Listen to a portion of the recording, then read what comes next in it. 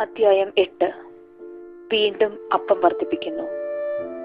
ആ ദിവസങ്ങളിൽ വീണ്ടും ഒരു വലിയ ജനാവലി ഒന്നിച്ചുകൂടി. അവർക്ക് ഭക്ഷിക്കാൻ ഒന്നുമുണ്ടായിരുന്നില്ല. അവൻ ശിഷ്യന്മാരെ വിളിച്ചു പറഞ്ഞു, ഈ ജനക്കൂട്ടത്തോട് എനിക്ക് അനുകമ്പ തോന്നുന്നു. ഇവർ 3 ദിവസമായി എന്നോടുകൂടിയാണ്. അവർക്ക് ഭക്ഷിക്കാൻ ഒന്നുമില്ല. അവരെ വിശപ്പോടെ വീട്ടിലേക്ക് പറഞ്ഞയച്ചാൽ വഴിയിൽ തളർന്നു വീണേക്കും. ചിലർ ദൂരെ നിന്ന് വന്നവരാണ്. ശിഷ്യന്മാർ അവനോട് ചോദിച്ചു, ഈ വിജന സ്ഥലത്ത് ഇവർക്കെല്ലാം അപ്പം കൊടുക്കുന്നതെങ്ങനെ? അവൻ ചോദിച്ചു, നിങ്ങളുടെ പക്കൽ എത്ര അപ്പമുണ്ട്? 7 എന്നവർ പറഞ്ഞു. അവൻ ജനക്കൂട്ടത്തോട് നിലത്തിരിക്കാൻ ആജ്ഞാപിച്ചു. പിന്നീട് അവൻ ആ 7 അപ്പം എടുത്ത് കൃതജ്ഞതാ സ്തോത്രം ചെയ്ത് മുറിച്ച് ജനങ്ങൾക്ക് വിളമ്പാൻ ശിഷ്യന്മാരെ ഏൽപ്പിച്ചു. അവർ അത് ജനങ്ങൾക്ക് വിളമ്പി. കുറെ ചെറിയ മത്സ്യങ്ങളും അവരുടെ പക്കലുണ്ടായിരുന്നു. അവൻ അവയും ആശീർവദിച്ചു വിളമ്പാൻ ശിഷ്യന്മാരെ ഏൽപ്പിച്ചു. ജനം ഭക്ഷിച്ച് തൃപ്തരായി. ശേഷിച്ച കഷ്ണങ്ങൾ 7 കുട്ട നിറയെ അവർ ശേഖരിച്ചു. ഭക്ഷിച്ചവർ ഏകദേശം 4000 പേരുണ്ടായിരുന്നു. അവൻ അവരെ പറഞ്ഞയച്ചതിനു ശേഷം ശിഷ്യന്മാരോടൊപ്പം ഒരു വഞ്ചിയിൽ കയറി ദൽമാനുത്ത പ്രദേശത്തേക്ക് പോയി. ഫരിസേയർ അടയാളം ആവശ്യപ്പെടുന്നു. ഫരിസേയർ വന്ന് അവനുമായി തർക്കിക്കാൻ തുടങ്ങി. അവർ അവനെ പരീക്ഷിച്ചുകൊണ്ട് സ്വർഗത്തിൽ നിന്ന് ഒരു അടയാളം ആവശ്യപ്പെട്ടു. അവൻ ആത്മാവിൽ അഗാധമായി നെടുവീർപ്പിട്ടുകൊണ്ട് പറഞ്ഞു, എന്തുകൊണ്ടാണ് ഈ തലമുറ അടയാളം അന്വേഷിക്കുന്നത്? സത്യമായി ഞാൻ നിങ്ങളോട് പറയുന്നു, ഈ തലമുറയ്ക്ക് അടയാളം നൽകപ്പെടുകയില്ല. അവൻ അവരെ വിട്ട് വീണ്ടും വഞ്ചിയിൽ കയറി മറുകരയിലേക്ക് പോയി. ഫരിസേയരുടെ പുളിമാവ്. ശിഷ്യന്മാർ അപ്പം എടുക്കാൻ മറന്നുപോയിരുന്നു. വഞ്ചിയിൽ അവരുടെ പക്കൽ ഒരപ്പം മാത്രമേ ഉണ്ടായിരുന്നുള്ളൂ. അവൻ മുന്നറിയിപ്പ് നൽകി, നിങ്ങൾ ജാഗരൂകരായിരിക്കുവിൻ. ഫരിസേയരുടെയും ഹെറോദേസിന്റെയും പുളിപ്പിനെ കുറിച്ച് കരുതലോടെ ഇരിക്കുവിൻ. അവൻ ഇങ്ങനെ പറഞ്ഞത് തങ്ങളുടെ പക്കൽ അപ്പമില്ലാത്തത് കൊണ്ടാണെന്ന് അവർ പരസ്പരം പറഞ്ഞു. ഇത് മനസ്സിലാക്കിയ യേശു അവരോട് പറഞ്ഞു, നിങ്ങൾക്ക് അപ്പമില്ലാത്തതിനെ കുറിച്ച് എന്തിനു തർക്കിക്കുന്നു?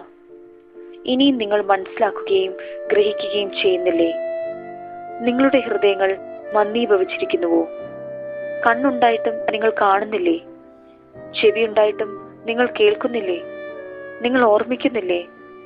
5 അപ്പം ഞാൻ 5000 പേർക്കായി ഭാഗിച്ചപ്പോൾ ശേഷിച്ച കഷ്ണങ്ങൾ നിങ്ങൾ എത്ര കുട്ട നിറച്ചെടുത്തു? 12 എന്നവർ പറഞ്ഞു. 7 അപ്പം 4000 പേർക്ക് വീതിച്ചപ്പോൾ മിച്ചം വന്ന കഷ്ണങ്ങൾ നിങ്ങൾ എത്ര കുട്ട എടുത്തു? 7 എന്നവർ മറുപടി പറഞ്ഞു. അവൻ ചോദിച്ചു, എന്നിട്ടും നിങ്ങൾ ഗ്രഹിക്കുന്നില്ലേ? അന്ധന് കാഴ്ച. പിന്നീട് അവൻ ബെത്സയിദയിലെത്തി. കുറെ പേർ ഒരു അന്ധനെ അവന്റെ അടുത്ത് കൊണ്ടുവന്ന് അവനെ സ്പർശിക്കണമേ എന്ന് യേശുവിനോട് അപേക്ഷിച്ചു. അവൻ അന്ധനെ കൈക്ക് പിടിച്ച് ഗ്രാമത്തിന് വെളിയിലേക്ക് കൊണ്ടുപോയി. അവന്റെ കണ്ണുകളിൽ തുപ്പിയ ശേഷം അവന്റെ മേൽ കൈകൾ വെച്ചുകൊണ്ട് ചോദിച്ചു, നീ എന്തെങ്കിലും കാണുന്നുണ്ടോ? നോക്കിയിട്ട് അവൻ പറഞ്ഞു, ഞാൻ മനുഷ്യരെ കാണുന്നുണ്ട്. അവർ മരങ്ങളെ പോലെ ഇരിക്കുന്നു, നടക്കുന്നതായും കാണുന്നു. വീണ്ടും യേശു അവന്റെ കണ്ണുകളിൽ കൈകൾ വെച്ചു. അവൻ സൂക്ഷിച്ചു നോക്കി, കാഴ്ച തിരിച്ചു കിട്ടുകയും ചെയ്തു. അവൻ എല്ലാ വസ്തുക്കളും വ്യക്തമായി കണ്ടു. ഗ്രാമത്തിൽ പ്രവേശിക്കുക പോലും ചെയ്യരുത് എന്ന് പറഞ്ഞ് യേശു അവനെ വീട്ടിലേക്ക് അയച്ചു. പത്രോസിന്റെ വിശ്വാസ പ്രഖ്യാപനം. യേശുവും ശിഷ്യന്മാരും കേസറിയ ഫിലിപ്പിയിലെ ഗ്രാമങ്ങളിലേക്ക് പുറപ്പെട്ടു. വഴിമധ്യേ അവൻ ശിഷ്യന്മാരോട് ചോദിച്ചു, ഞാൻ ആരെന്നാണ് ആളുകൾ പറയുന്നത്? അവർ പറഞ്ഞു, ചിലർ സ്നാപക യോഹന്നാൻ എന്നും മറ്റു ചിലർ ഏലിയ എന്നും വേറെ ചിലർ പ്രവാചകന്മാരിൽ ഒരുവൻ എന്നും പറയുന്നു. അവൻ ചോദിച്ചു, എന്നാൽ ഞാൻ ആരെന്നാണ് നിങ്ങൾ പറയുന്നത്? പത്രോസ് മറുപടി പറഞ്ഞു, നീ ക്രിസ്തുവാണ്. തന്നെക്കുറിച്ച് ആരോടും പറയരുതെന്ന് അവൻ അവരോട് കൽപ്പിച്ചു. പീഡാനുഭവവും ഉത്ഥാനവും. 1-ാം പ്രവചനം.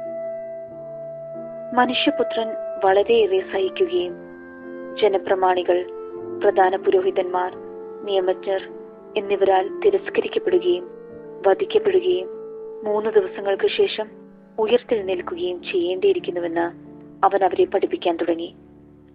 അവൻ ഇക്കാര്യം തുറന്നു പറഞ്ഞു.